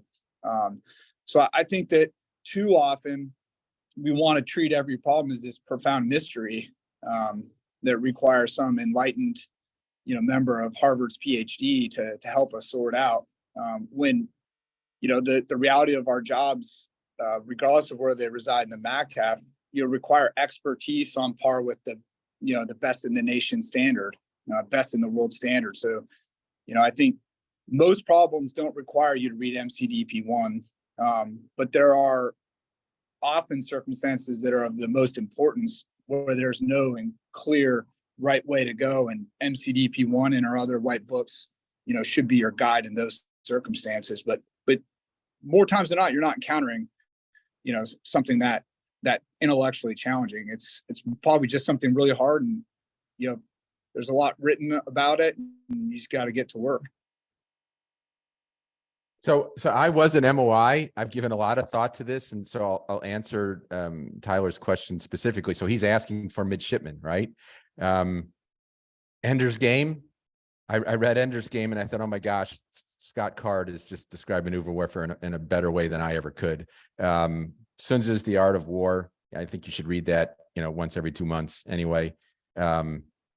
Brazen Chariots by Robert Crisp, which was his memoir of the Crusader battles in North Africa in 1940 to, I think it was Rifleman Dodd, brilliant book about, you know, an individual soldier being a strategic, he wasn't even a corporal, he was a private, the strategic private, on his own, figuring out how to help win the war.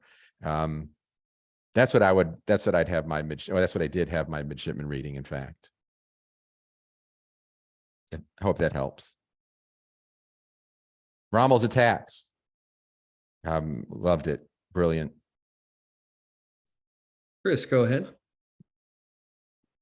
So this puts me in the strange situation of recommending that those midshipmen should read MCDP 1 because I'm not a giant fan of the document. But the reason I say that is because at that stage in your career, you need to be learning the organization. You need to be learning the language and the concepts that you are entering into as a profession. If you're entering med school, you don't need to be figuring out how to conduct some sort of complex surgery. You need to understand the basic anatomy of the human body. That's the language with which you're going to move through the rest of your education. And I think the one thing that MCDP, the one thing I'm an unreserved fan of MCDP for is it does a fantastic job socializing Marines into a warfighting ethos. If there's one thing that I think we can all agree on is, you know, Marines pick up MCDP 1 at any rank, and by the time they put it down, they're ready to get into a fight. And I think that's a very useful thing to keep. I guess I would pivot that and say, if we don't think MCDP 1 is providing the right framework or the right tools for how to think about war and conflict, which I don't think it provides that, then we need to change or update MCDP 1. I think providing the reading list, you know, I love all of the books that John just mentioned, you know, is good, but the purpose that those little white books serve is, you know, it is the organization theoretically coming together and saying, we've collected all of this wisdom. You know, as a second lieutenant, you don't necessarily need to be reading Clausewitz. That can be very difficult to read, even as a field grade officer, right? Like, you should get to Clausewitz, but that might not be where you need to start. And to me, that is what MCDP 1 should be, is it should be the starting point. Here's a way, here's how the organization thinks about war. Learn the rules, right? If you're an artist, learn the color wheel, learn mathematics, learn the rules of perspective and proportion. And then don't worry about breaking the rules until you've become conversant in them. I think where MCDP 1 falls short is, I don't think it's necessarily the right or the comprehensive frame, but that's something that we can discuss. And as we've already discussed this last hour and a half, we've entered into a weird vortex where we don't then permit students of war to take the next step and then break the rules. To become a true artist, you need to learn the rules of painting or the rules of photography, and then learn to creatively break them. So I think I would say a second lieutenant or a midshipman should be reading MCDP 1, but I would like to provide them a different version of that, so that it is still, you know, the organization's answer for the starting place, but maybe something that's more evolved. Colonel Meixner, you've got your hand up, and then we'll go to Brian. Yeah, I think it was an errant round on the hand up, but, you know, I think that I would just double down on learn the rules so that you can break them, I think is an extremely important, way to look at our obligation to win our nation's battles. And so I think that we should focus on our duty first, and then the tools that allow us to fulfill our duty. So the goal should be to, make Marines win nation's battles and then return them as, quality citizens. And so I think that taking ownership of what you as a midshipman or a officer that recently commissioned, you should focus on, we have a responsibility to win battles, and you should accumulate as many useful tools towards that end. And in particular, I think we don't do it enough, but the biography and where you can, the autobiography would be the one addition that I would make, is that we have lots of great role models in the past, And then to augment that as you go into your journey as a professional by collecting mentors that are essentially living biographies of things you can emulate. And I would say that would be kind of the starting point's your duty to win. Doctrine and a starting point how the organization thinks is useful, and then you need to have some heroes that you can usefully emulate and that can provide a source of inspiration that is personal, not just abstract.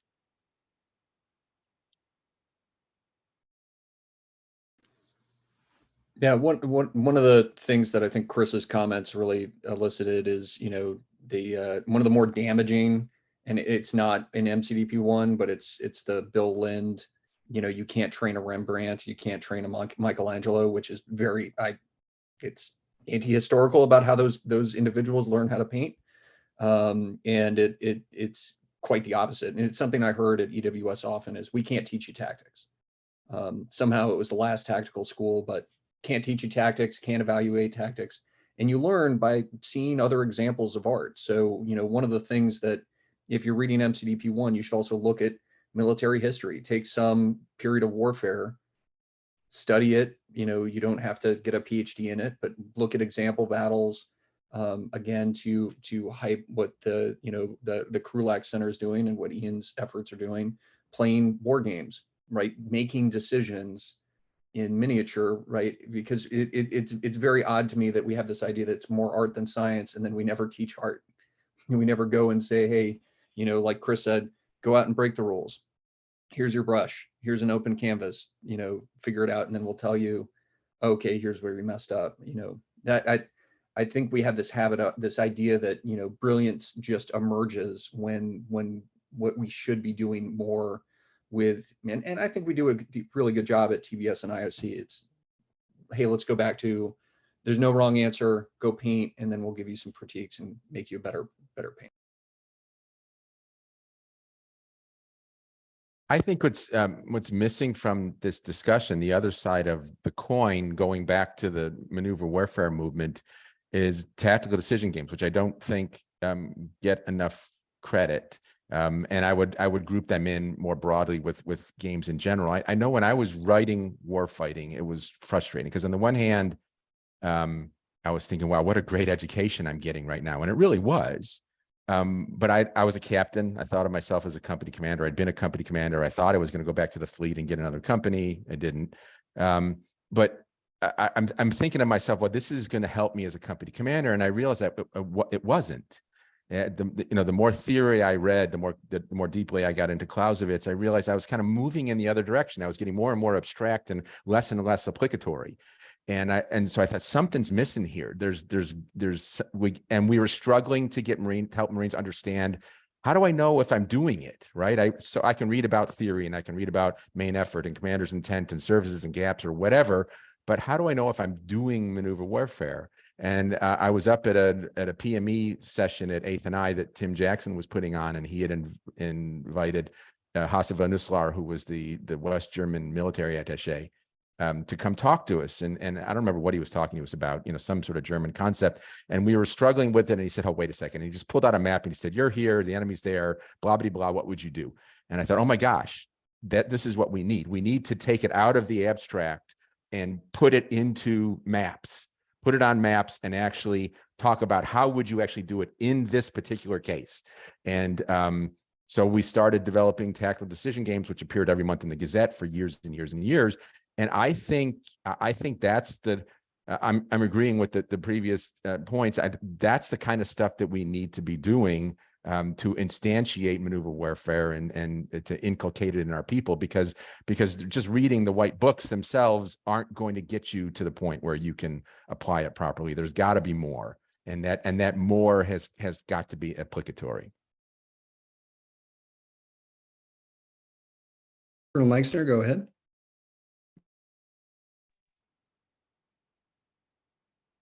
I guess one more point on this, because I think it's often the silent element of professional education. But to quote Tolkien, the world is not in your books and maps; it's out there. And so I think that it's critical to address the fact that experience in the FMF in the operating environment where we expect to have to win our nation's battle is really it's the keystone. It's not the supporting. The books and maps are the supporting for all of our officers to get out of their books and maps and to get out into the FMF. Obviously, we have limited time to do that and opportunity to do that, so it's a necessary synthetic supplement to exploit books and maps where we can. But I think that's especially when you think about allocating your time and your focus on developing as a professional, especially as you're just starting out. I would say reference Tolkien and make sure that you see the world for what it is and not for what's written in your books and maps.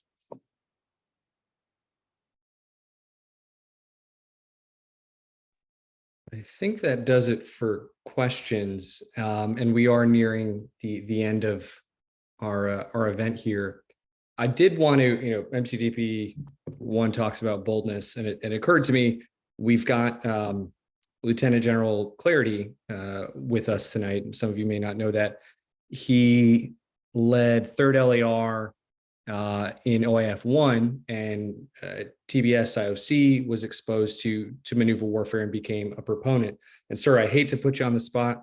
Feel free to pass on this, but I'm curious, what are you hearing in this conversation?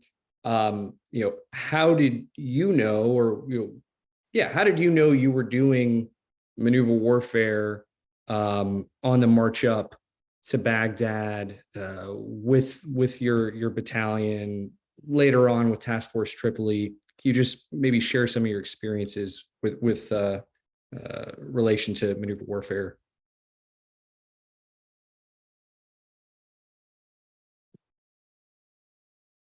You hear me?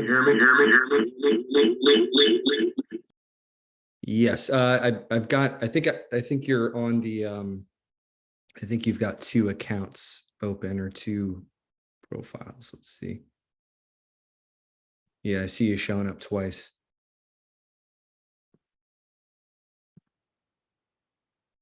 And if again, I've realized I put you on the spot. So if we have technical difficulties, maybe we can do a follow-up chat. Sir, you just need to turn down the volume on one of the 2.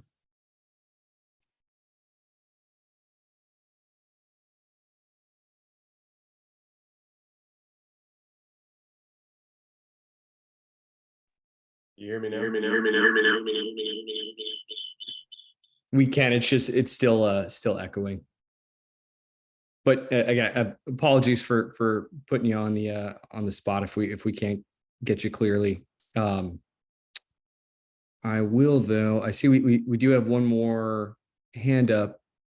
Looks like Chosnell. Sorry if I butchered your name, but please go ahead. Yes, can you hear me? Good to go. Okay, awesome. Hey, good evening or good day, gentlemen, and to John Schmidt and like all the panelists. Thank you for your creation, input, and critical analysis of MCDP1. I think this is an awesome forum and discussion. In the spirit of MCDP1 being a doctrinal publication, John Schmidt, I took the liberty of like going to the interview that the Pogo podcast that you participated in about 2016. And in that podcast, they just talked about like how General Gray like tasked you directly to write this book, and it was interesting to hear that. But one thing that stuck out to me was kind of the writing process, specifically the references that you used, but more or less just the writing process. What I have to say is more of a comment, but it still kind of needs a response from the group. But in that writing process, you use references. You use these references from John Boyd to Sun Tzu to let's see, Clausewitz, and then you came up with FMFM1 to the group. And in the spirit of like what Lieutenant Colonel Meixner did say, what if MCDP1 was used as like either an Old Testament, New Testament kind of thing, or a book in the series of foundational doctrinal pubs, in the same way that John Schmitt referenced John Boyd, and John Boyd's lens came from a classical physics kind of background. What if we kind of reference the same documents or other historical documents, but designed a writing process that was peer reviewed and peer edited by those from different disciplines, different sectors, different trades to inform the more up-to-date version of MCDP1, still keeping MCDP in the doctrinal realm of things where it's not so prescriptive, but it calls on, let's say, quantum physics, if we have someone that does understand quantum physics, or anthropology, right, to inform, or anthropology that informs, you know, a historical document, then informs this update to MCDP1. Again, it's a comment, but it's a comment to be responded to.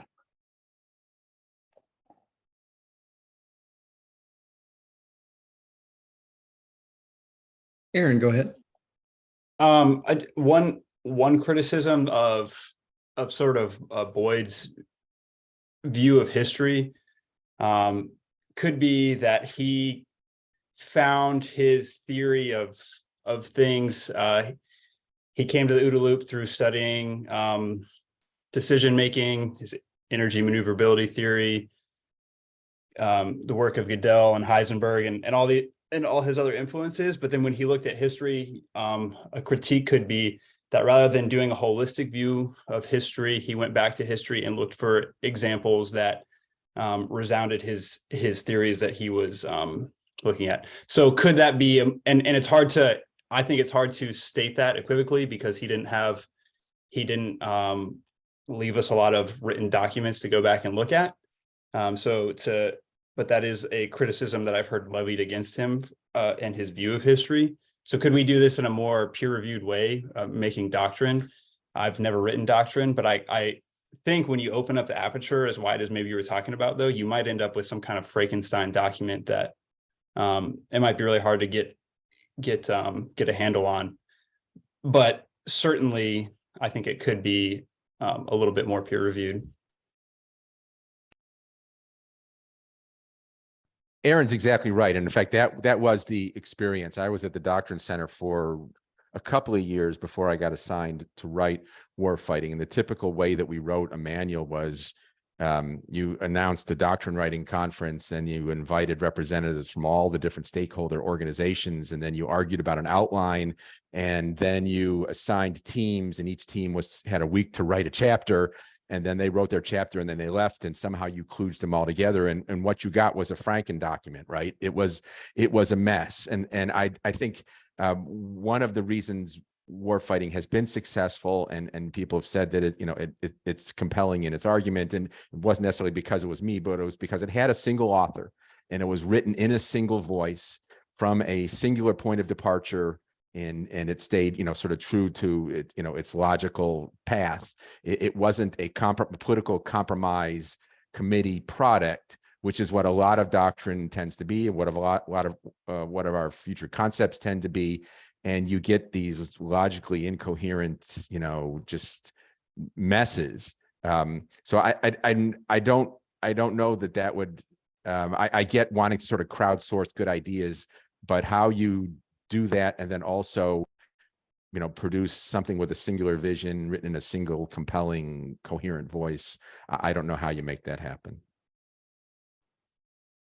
Chris, go ahead. So I think those are really the two ends of the spectrum, right? One person writes it and there's a lot of value out of that, or you have a more committee based approach, and there's value in that too. I think the answer probably changes based on what level of doctrine you're writing. If you're writing a TTP manual, you probably want a more committee-based approach. If you're writing the capstone document or something else that serves a guiding purpose, whether it's a commandant's planning guidance or something else like that, probably don't want too many people in the kitchen. But one thing I've heard discussed before, I think from John, talking about MCDP1 catching lightning in a bottle, so to speak, and it's had such a profound impact on Marines that we're all very hesitant to change it and screw it up. I can't help but think that if Colonel Drake is right that we have MCDP1, but we don't really practice it, then what are we losing? This is a provocative question, but what are we losing by screwing it up? What are we losing if we move towards something that's like Army doctrine, where it's pretty dry, it's pretty boring to read, but it's also pretty usable. You can go in there, you can understand defeat mechanisms, you can figure out how to apply them to tactical problem you face. It's not inspiring. It's not going to socialize anybody into a warfighting ethos, but you can pull it out and you can use it to teach people or to write an operations order. So I know that's a bit of a provocative question, but there are downsides to taking a committee-based approach, and you're certainly not going to get vivid, really readable doctrine out of it. But I do want to ask the question of how important is that to us if we're not sure that what it says is actually translating into practice in the field?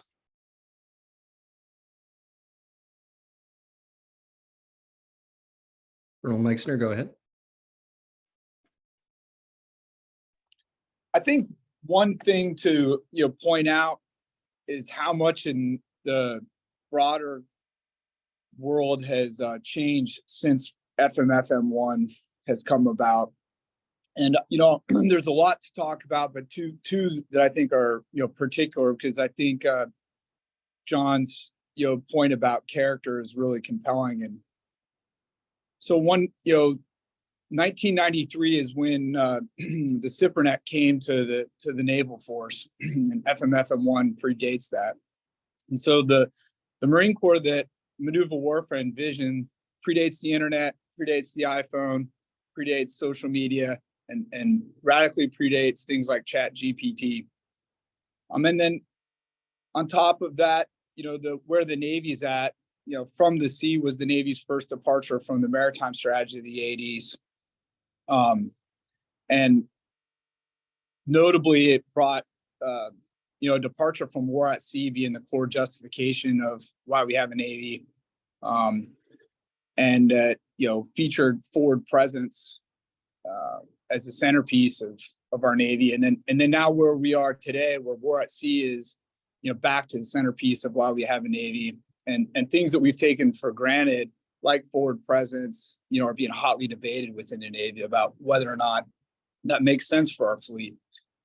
So where the maritime force is at has gone through more than minor change, but revolutionary change. And then to just land it in the discussion about how we write doctrine, when FMFM1 was written, or MCDP1 was written, it would have been crazy to imagine Encyclopedia Britannica going out of business by this unruly mob of people on Wikipedia, crowdsourcing, their collective knowledge. And now it's a matter of routine that we do that. So you could also extend that to, the adjacent professional pursuits of, how, there's some really notable successes, but, the Gazette and some of our methods of crowdsourcing our professional knowledge are rather from a time gone by, and we could supplement the doctrine writing and the probably necessarily centrally controlled to some degree guidance coming out of Headquarters Marine Corps, by just recognizing how much in the world has really changed, both in the maritime, the role of maritime forces in the defense of our nation, and then we're just in a very different place from a technological standpoint. And these aren't minor changes that should be ignored to just focus on the continuities. So we are at time, but before closing out, General Clarity wanted to reattack. Looks like he rebooted. So, sir, if you want to go for it, you are on. You hear me now? Perfect. Okay. Sorry about my technology. I'm still an analog guy, so I'm still trying to learn how to use Zoom and other things like that. I'm not going to tell you all stories. I just I'm here to learn. I was really fascinated by all the conversation amongst everybody who was participating. And I applaud the forum, Damien, and the opportunity to share. I like John Schmitt said, we should challenge doctrine, and we have to. It has to mean something to us. It has to talk to us. And so all that was talked about, so I'm not gonna go down a road. I just want to give you a little bit of perspective. I came in the Marine Corps in 1983. I was in Quantico in 1988 through 89 when this all started to happen. It fundamentally awakened the Marine Corps, and it awakened me as a young lieutenant, then captain, and how I ended up serving the Marine Corps for the next really 35 years. And it had a direct impact on how I trained my Marines, how I trained my leaders, more senior leaders within my units. It stayed with me throughout my career. Anything we did was based on we trained hard. We were experts in our specialties with our weapons. There's no way you can do anything resembling what's listed in FMFM1 unless you have highly capable, highly experienced, I would argue, and certainly experts across the different functions, battlefield functions. And I would not have been successful, and the units I was a part of would not have been successful without what came out in FMFM1, now MCDP1. I hate to see us as a retired general now or retired Marine throw out the baby with the bathwater. I believe this forum is a direct result, and the fact we're talking like this is a direct result of what FMFM1 did for the Marine Corps. Because I will tell you, this was not going on back when I was a lieutenant and a captain. And I'll stop there. And I'm happy to talk about and tell stories and how great I was as a commander, if you want to pick another forum for that. But probably people in here know better, so I'll be careful about doing that in another forum. So anyway, I'll stop there. Thank you. Thank you for the opportunity to listen and learn. Sir, thank you. So that is our event. I want to thank our panelists, our 6 panelists. I had said 5 earlier, I misspoke, but our panelists tonight, who I think did an outstanding job, providing plenty of food for thought and stimulating conversation, and also to all the audience members and the outstanding questions and provocative thought that you put into your contribution. So very much appreciate it. Thank you again. I will make sure to put this up by the end of the week. And yeah, very, very much appreciate everyone's participation. So thank you. And I will stop recording here. I'm going to stay on for a little bit longer if anybody wants to talk, but I will stop recording now.